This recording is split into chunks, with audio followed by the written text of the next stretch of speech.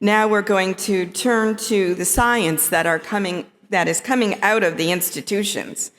This session includes a panel of scientists and academic leaders from Philly institutions that will explore the recent and next generation of technologies that are being discovered here.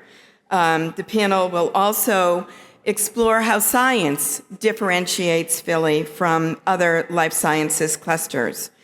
We're honored to have John Schwartley, Chief Innovation Officer from the University of Pennsylvania, Todd Gilbaugh, Endowed Chair of Translational Science and Innovation from the Children's Hospital of Philadelphia, Alistair Saunders, Executive Vice Provost for Research and Innovation from Drexel University, and Yael Harel, Associate Professor of Instruction in Biomedical Engineering, College of Engineering from Temple University.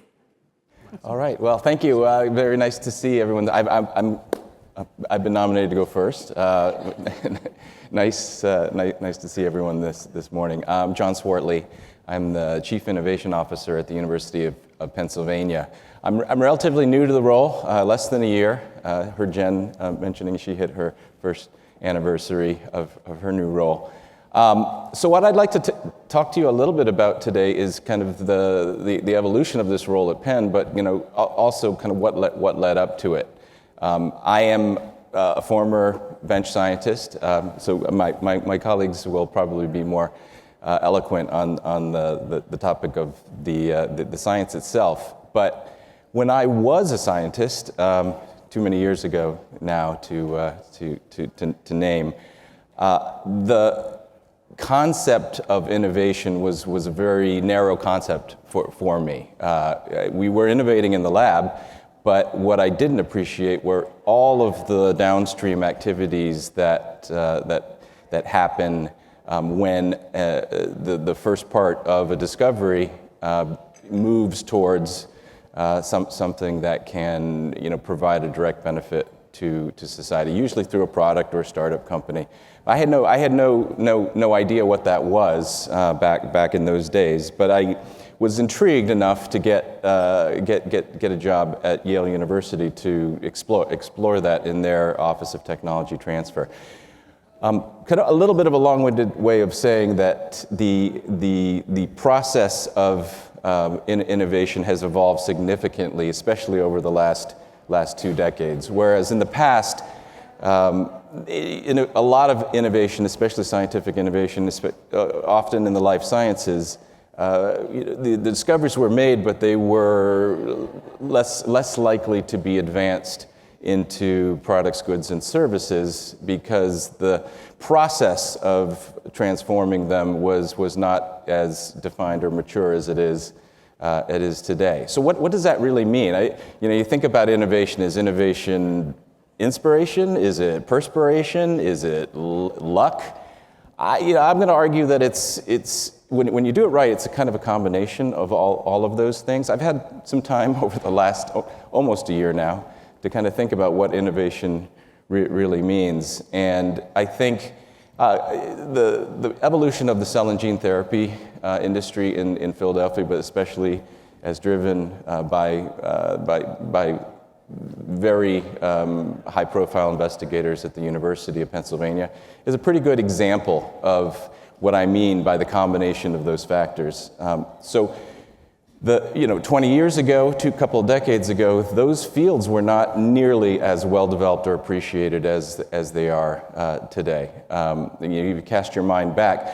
I was actually a venture capitalist before coming to Penn, and if I had proposed investments in the cell and gene therapy space, I probably would have been laughed out of the room. Those were spaces that were perceived either as tried it, doesn't work, or those way too risky to risk venture capital.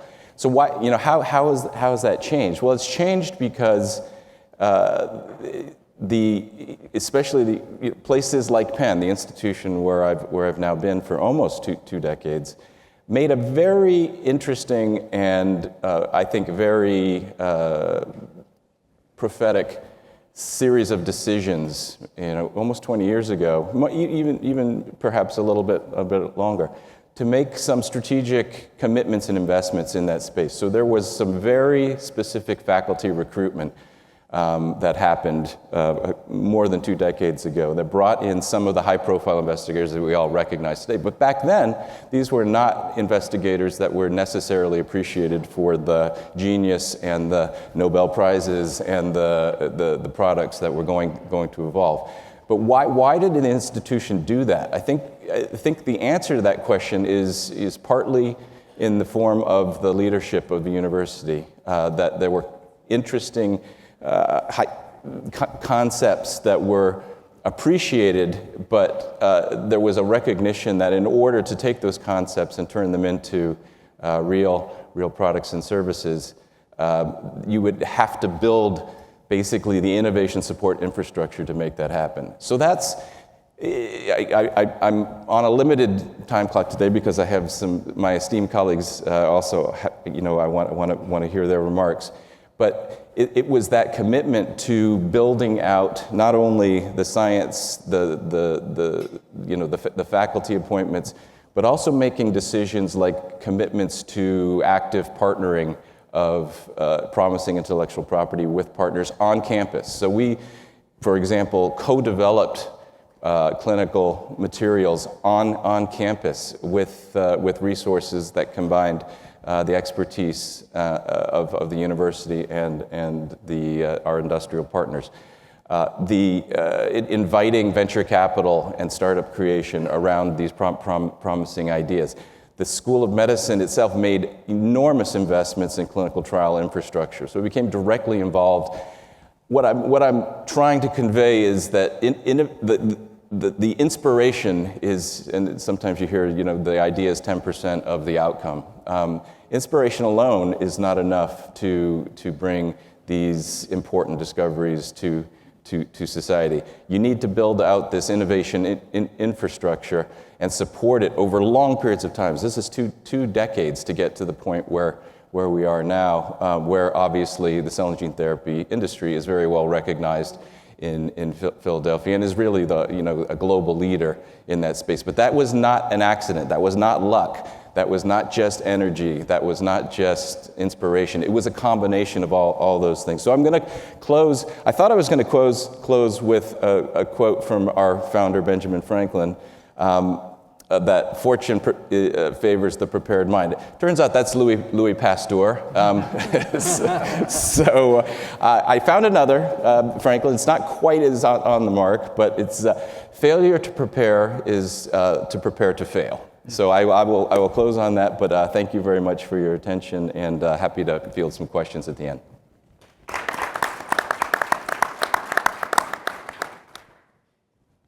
Me?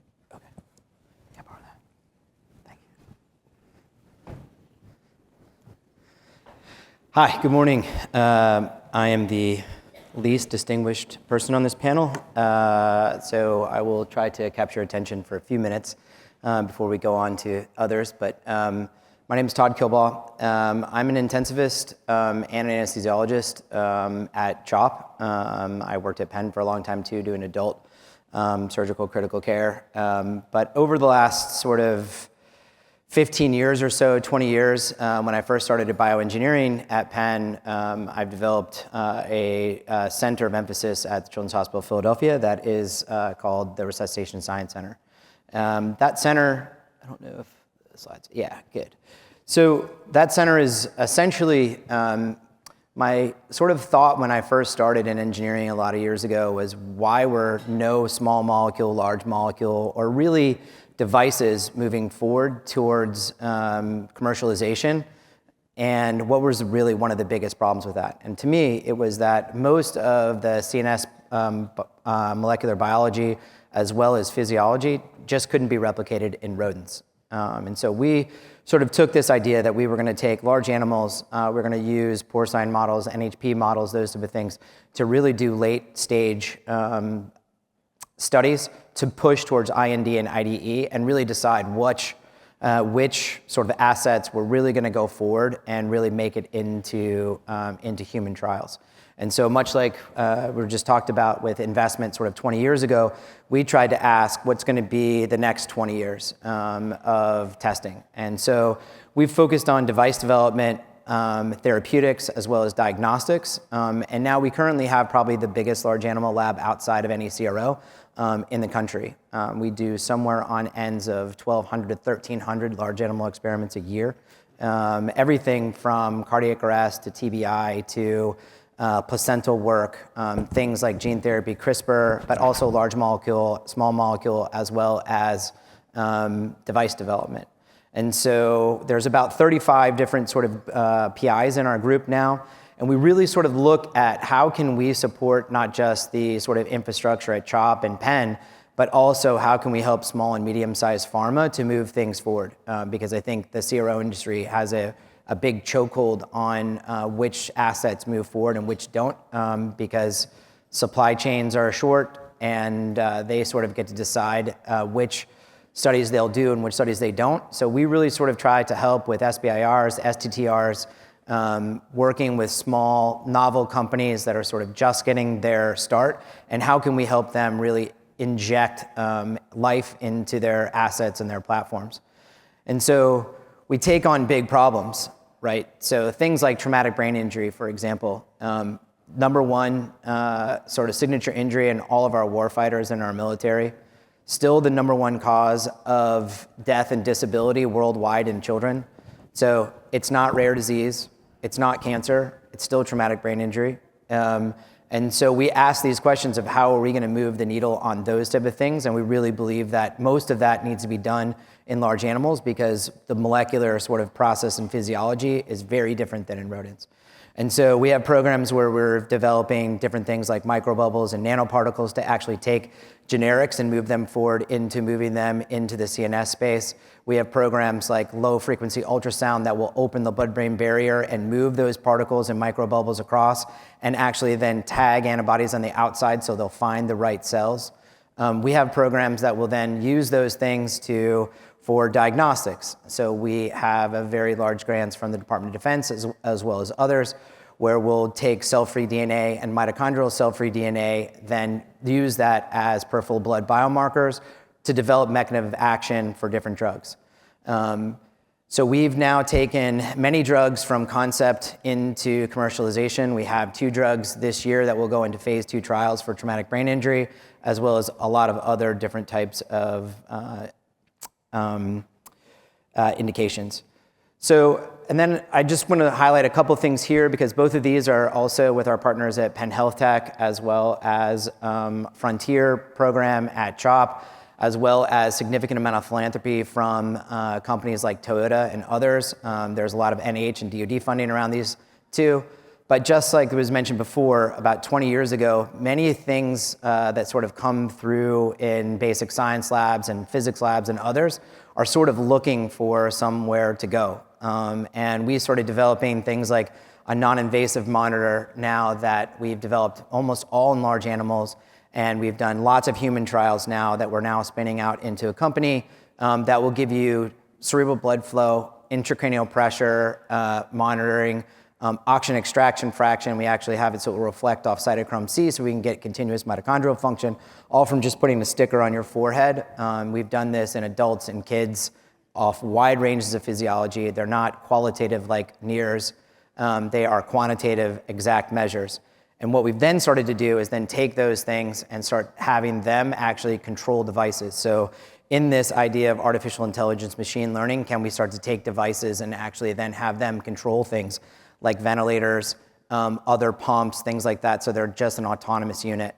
So we also developed a small, almost shoebox-sized ventilator that we have funding from the Department of Defense and also from Penn Health Tech to basically make these backpack-sized ventilators, because unfortunately for mass casualties, for our military, they're often in areas where you can't just sort of take one patient, one provider, and adjust their ventilator, do those sort of things. So we can take our NOM device and use other types of optical spectroscopy that will talk back to our ventilators, and they will kind of do everything autonomously.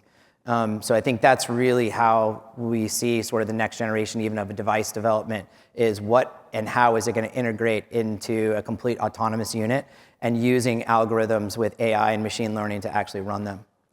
And then the last thing I was just going to talk about is that a lot of people talk about AI now, and much like how you kind of see the future 20 years in advance, if you look at NVIDIA, they're an $18 billion company now, and they're sort of all over lay press about AI this. But really what they've done is they've controlled supply chain of chips and now data centers. And so a lot of the connectors of AI and other sort of algorithms are really sort of just connectors and open sourced, and everybody's using them.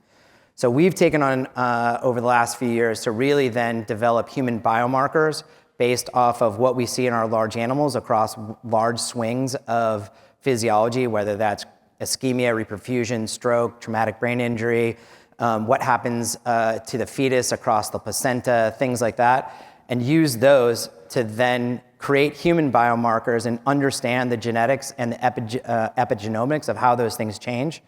And then when you control those two bits of information from these large animals and from human biomarkers, then you can apply them to things like 3D scaffolding and use AI to then actually do real drug development. And so we've worked with now Pacific Northwest Labs to take different drugs that we already know work, where they work, what their actual biomarkers are. So we develop biomarkers for their mechanism of action, and then we have them use 3D scaffolding, open source all of their sort of AI connectors and those sort of things to then create predictive models of what types of drugs would be used. Then when they scale down to, instead of 50 different choices in a platform, to 2, then we go back into large animals to then prove that they will actually work and then speed those towards commercialization. So I think that is the skip in where we'll probably see changes, at least in our mind, about how we use small animals and how we use AI, how we use in silico to really speed drug development forward. So that's what I have for you, and I'll turn it over to, yeah.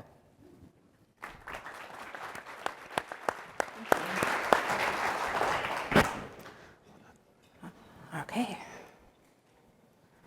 Oh. All right. Hi, good morning. I'm here to talk about some of the work that we've done in the Temple Bioengineering Department in using soy proteins for wound healing. I think this is going to be a very focused talk, more about one specific technology that we have been working for the last 14 years to develop. So I've been here in Philly for 14 years. I started working here at Drexel and Philadelphia University with Peter Lelkish.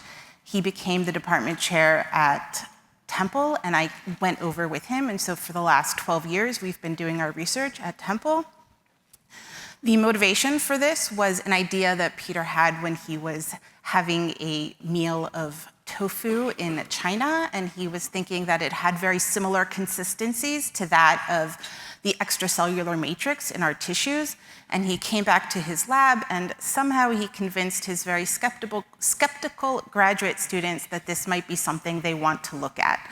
And so the end product is that we have developed a wound dressing that is made out of soy protein fibers.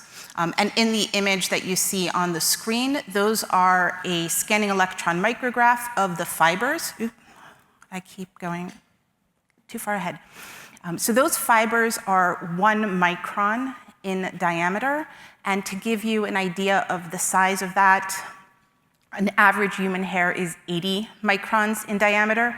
So these are very small fibers, but they essentially come together to create a mat that is being used for wound healing. The motivation for this work is that there is an unmet clinical need to use wound dressings to reduce the morbidity and mortality in very severe wounds, wounds such as burns or diabetic foot ulcers, ones that are considered non-healing wounds. Our wound matrices are made using a technique called electrospinning. They create this non-woven fabric. And what we found in our animal studies, which I'll show you some images of later, is that they have superior healing characteristics in comparison to some of the commercially available matrices that are being used today. We feel that the mechanism is a physicochemical reaction in the wound healing process that's specific to the presence of these fibers. An additional motivation is that using soy means that there's no animal products in these dressings, and so patients who may feel a taboo using animal products in their healing process are not going to have that issue with using this technology.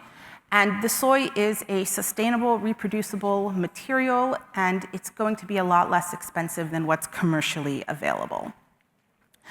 As an academic lab, we have published a lot of this research in peer-reviewed journals.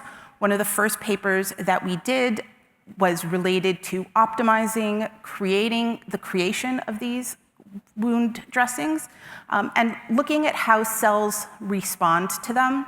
And so the image on the left is an image, also a scanning electron micrograph, of a very large cell that is attaching where those arrows are to the fibers of the scaffold.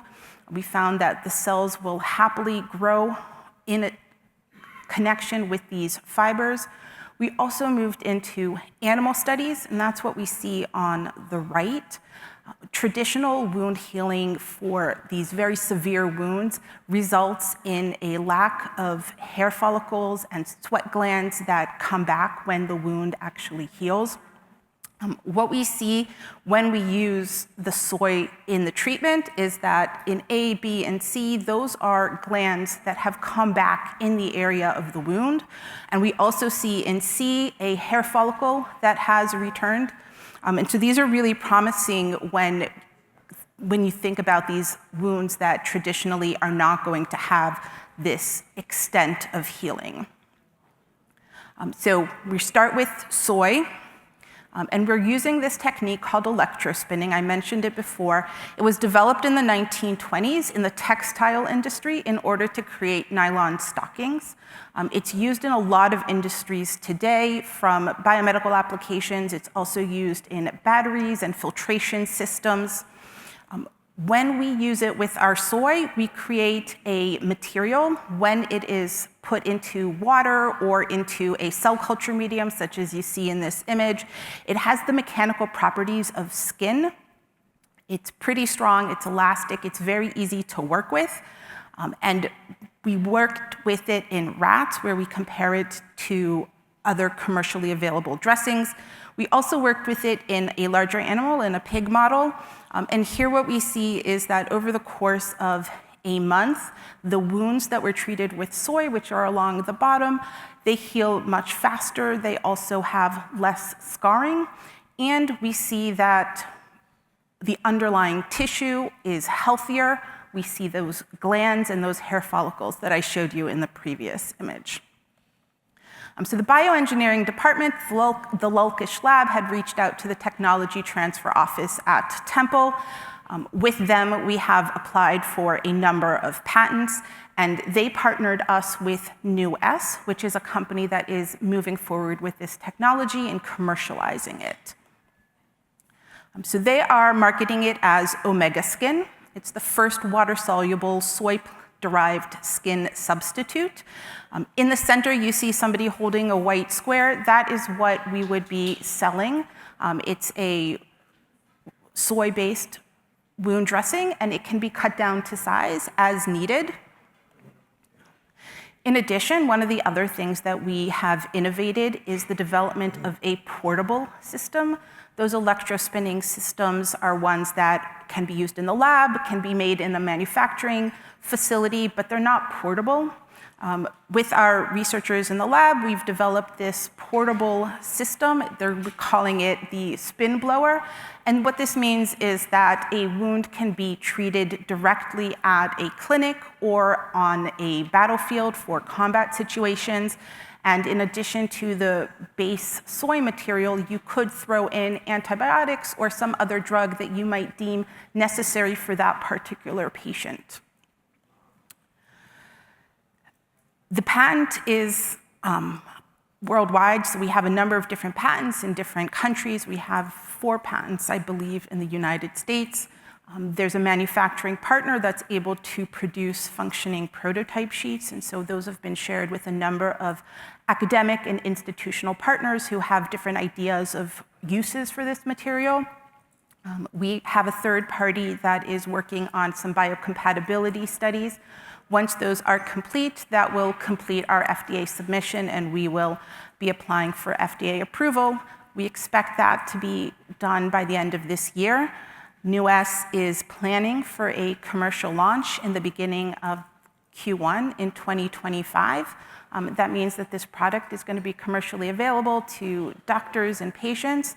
And we also already have in place, in conjunction with a school of podiatry, to have a first-in-man clinical trial for patients who have diabetic foot ulcers. So this work has been done with Dr. Laukish's lab and researchers in his lab. This is faculty, graduate students, as well as undergraduate students who have all worked on this project. The funding for it has come from Temple, from NUS, but also from other areas such as the Coulter Foundation, the Philly-based Nanotechnology Institute, and the United Soy Board. So that completes what I wanted to share with you today, and I'd be happy to take questions at the end.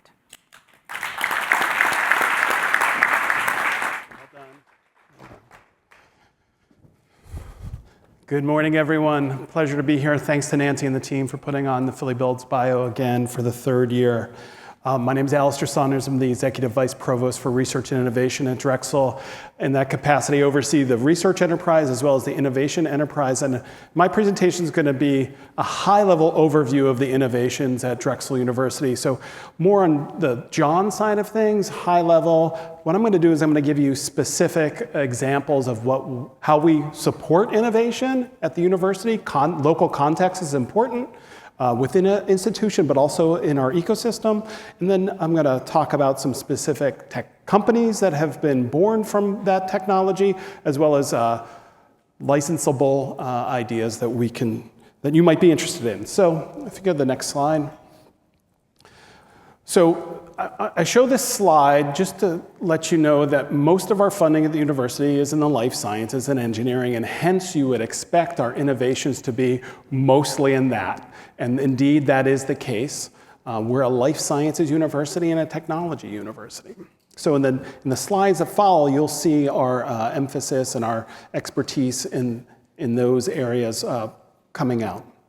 Tech transfer is complicated, it's dynamic, as John mentioned, things change rapidly. This is our current configuration of how we support innovation at the university. We've got to be agile, the ecosystem's really important, but we're really excited to see our companies grow locally. We also have partnerships with NSF, et cetera. We know that innovators need support, and there's lots of different mechanisms we can do to support them. I'll point out the Coulter program we have at Drexel and our own innovation fund. So we've got a number of diagnostic companies that I'll talk about. This is an iBreast Exam, is an established company that has a handheld battery-powered radiation-free tumor detector for breast cancer. In the United States and most of the developed world, mammography is the standard of care, but a large percent of the world does not have access to mammography. So this allows for women to have screening done in their villages with basically a cell phone in this device. It's been tested in over 2 million women in 12 different countries. Another diagnostic is GlycoTest, an existing company, and this is about detecting early stage liver cancer, viral and non-viral, to help detect that and get patients into a CT or MRI earlier. Soren Siegler's here, and we're going to show 2 slides about that. So Soren's expertise is in biomechanics, and he has a total ankle replacement as one of his innovations, more precise anatomically and biomechanically, overcome some of the issues with the existing ankle replacements, and that is commercialized. One of the newer innovations Dr. Siegler and his team have developed are bone anchors for orthopedic surgery that are improved and help decrease the failure rates. And Soren and his team are here at a table, and you can talk to him more about that after this presentation. This is what happens when a neuroscientist tries to develop multi-site recording technology, and it ends up being used for vascular medicine. So Simon Gister developed a unique wire braiding technology that has found its way into vascular medicine and is commercialized to retrieve clots. And that's really interesting work. We're very excited about this Lyme disease diagnostic. Marianne Cominali, she is a two-time Lymex Prize winner. This detects antibodies to the Borrelia microbe and the glycosylation state of those antibodies, which is the key here. And because of that, we can detect different stages of infection. And it really can distinguish itself from existing technology, existing standard of care. We've got a lot going on in this area right now, and Marianne's great. And that is available for licensing discussions. Rapid pathogen identification. One of the good things that came out of COVID for us was we stood up a COVID testing lab to test our campus as well as a few other campuses, and we developed this unique sequencing capability, these long sequencing read technologies. And so what we've been able to do is pivot that expertise and technology to look at rapid pathogen identification, cell-free primary samples. You don't need much sample, and you get results within hours. So you can get precision in this as well, because you want to get people starting the right antibiotics early in that infection. So we have a current clinical trial underway with our colleagues at Jefferson. For our cell and gene therapy crowd, we've got expertise in immune engineering. Dr. Kara Spiller and her expertise, macrophages are critical immune cells that get targeted to sites of infection and inflammation, and their use as therapeutics are being actively pursued. And what Kara and her team are doing is engineering those cells, but also loading them with cargo to deliver to those sites. So macrophage biology. And if you're interested in this topic, Kara and the team in biomedical engineering are holding, I think, the 6th annual Immune Modulation and Engineering Symposium this November. It's in University City. If you're interested in this, please look at the website, and there's topics for everyone, regardless of where you come from. GLP-1 agonists are all the rage, Wegovy, Ozempic, etc. And our psychology department has deep expertise in hedonic eating, and because of that, they've developed this power of food scale that is a validated measure that quantifies hedonic eating. We have licensed this technology to multiple pharma companies as they pursue drugs in this area that may modulate hedonic eating behaviors. And that's also available for collaboration or licensing. We have deep expertise in dementia care. A company that is here today, Plans for Care, is based on the expertise and the scholarship of that team led by Laura Gitlin, and that's about dementia care and evidence-based solutions for the individual suffering from dementia, but also the caregivers. This is a rapidly expanding set of patients, and this is very stressful economically and emotionally to families. And then finally, we'll talk a little bit about AI. Our colleague Ed Kim's here. He's actually going to be on the panel that follows this one, and he's got a company, AI, sort of makes it more power efficient to run AI, as you know, that's very power hungry.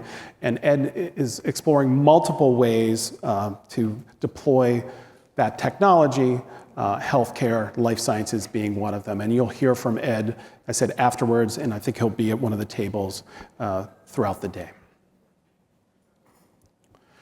And so I want to thank you for that very rapid overview of some of the things that are going on at Drexel. Happy to talk more about that. If you want real information from folks, I would urge you to talk to my colleagues at Drexel's Applied Innovation.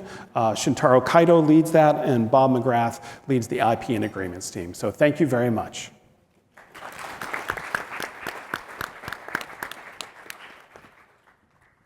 Now you can see why I was so excited about the science that's going on in Philly. Just amazing. We have time for a few questions. Does anyone have questions for the panel? And the next panel should get mic'd up if you're not mic'd yet. Anybody? Can I? Yes, Alistair.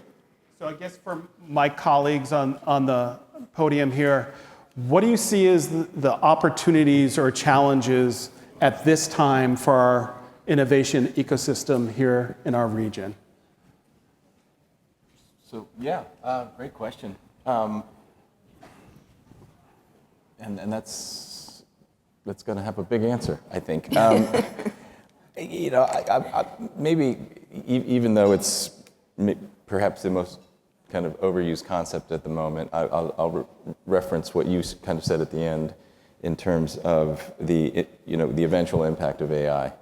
I think I guess if you live long enough, you start to see patterns. Maybe I don't know. Maybe that's part wisdom.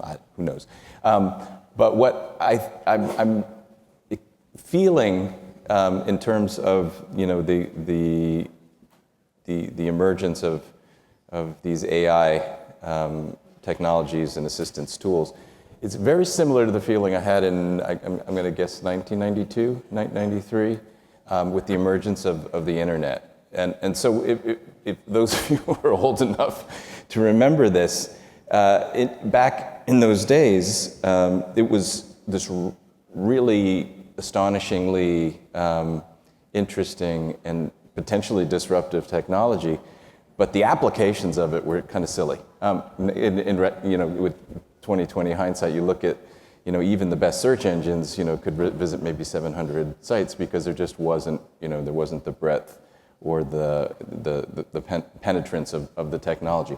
But I think that for me, the takeaway from that is you look at what the technology had obvious promise, but you had to kind of wait to see how it was going to be turned into useful, user-friendly applications. I think that's kind of, in some ways, it's kind of where I love the idea of the vision of kind of AI being an assist on as ubiquitous as electricity. I don't think we're there yet, but to your point. When that starts to happen, I think that's going to have a tremendous impact on just about everything that we do, including innovation. Go ahead. Yeah, I guess I'll take a different tact. I think one of the big squeezes right now is on small and I guess you'd call it medium-sized pharma. And traditionally, I don't think that universities have worked very well with them. Some adroit universities across the country have done very well with working in that. We spend a lot of time sort of thinking about how we spin up companies out of our own technology, but some of that, I think, is a big miss in the fact that I don't think we help small and medium-sized pharma enough in terms of how we let our scientists, our surgeons, our physicians, and those sort of things kind of work with those groups to actually give them good information on where they should be going. Most of them rely on high-priced consultants and others that sometimes, that system is really predicated on keeping them in their system and continuing and not necessarily pointing them in a good direction scientifically or not, even in business development across what type of indications and those sort of things they should be doing. So I think there's a big opportunity in the sort of the Philadelphia region where you've got a lot of really good scientists and great physicians and surgeons and those sort of things to really start to merge where those lines sort of cross. And of course, doing it with, a proper oversight and conflict and all of those sort of things. But I think on the life science side, we need to do a much better job with that, especially as venture capital dollars are smaller, and these small and medium-sized pharma companies and even biotech companies have a much shorter burn rate and much shorter timeline to sort of prove that they actually have something. They need partners to write things like SBIRs, STTRs, work with Department of Defense like MTech, and those sort of things where, oftentimes even if it isn't your sort of predicate technology, I think you add a piece onto them that either from an IP sharing or non-IP sharing piece, I think is incredibly important to how we actually get things to the bedside of our patients.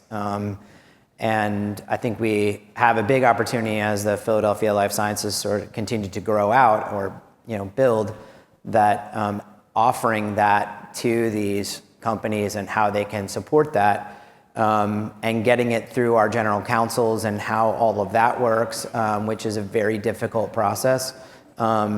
We probably have on ends of 20 million to 30 million a year of just corporate sponsored research. And it's a very difficult process to work with companies to get that through, and how we would do that, what is IP sharing, what's not. And it's an important process. I don't think it's not, but I think we can be sort of a lot more of sort of an island in the storm for a lot of these companies, that can help actually what actually matters. And to them, it's about creating value, but for us, it's about how fast can we get this to our patients, and not let it die on the vine without the ability to get to a CRO, without the ability to actually plan the right studies, the right clinical studies, the right preclinical studies to only be done once. Most of those studies are designed to be done multiple times because they create a multiple on the consultant and downstream effects. But what we really want is our smart scientists, our smart physicians and surgeons, et cetera, to design studies for them to be done once, and be done right, and get the data that they need for their IND and IDE packages that goes through the first time, and speeds towards defining not only what they need for their FDA to approve it, but also to define the appropriate outcome metrics that will be used in the clinical trial, that they have a good idea of how to power it, how to look at it, especially in the CNS space with biomarkers and all those sort of things just spinning up rapidly. We have essentially avoided that sort of space because oncology has done so well with defining biomarkers and what those things are and having outcome groups and all that type of stuff. And we are just starting to be able to do that in the CNS space with advanced neuroimaging, advanced biomarkers, even AI to use and track people on their phones about how they're doing, their neurobehavioral, what their facial recognition is, and things like PTSD and all the other type of things after a significant CNS injury. So I think there's this wave coming in the neurospace that needs to be supported. And I don't see anybody in the private sector really able to support that development, as well as a hybrid sort of space of both academics and private companies. And I would love to see that be something that the Philadelphia ecosystem is really built upon, and across from birth to death, children, adults, everything. Maybe I'll just say something very quickly to answer my own question. I think everyone's spoken about it so far. Partnerships are key, right? And Jen and the Commonwealth, a partner that we're so thankful to have at the table. When we go to other states, we know what kind of heft those other Commonwealths are putting behind ecosystems like ours here in Philadelphia, but also in Pittsburgh. We've got to come together to really support Pennsylvania because there's so much we can do together.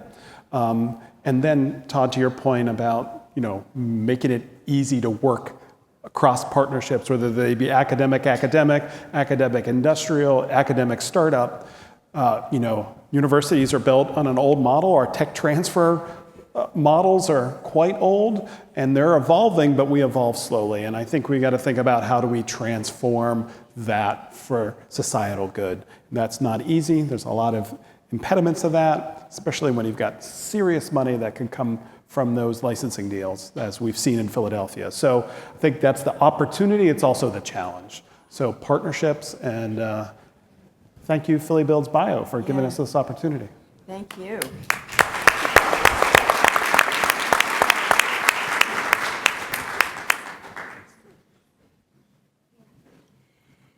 Yeah, so that was really an excellent description of basically how universities, they're not just the kind of spark for innovation, but they have a big role in actually facilitating the commercialization of that innovation, moving forward with the smaller companies that need those grants and non-dilutive funding to help them get to the clinical trials that's going to bring those therapies to patients. So thank you.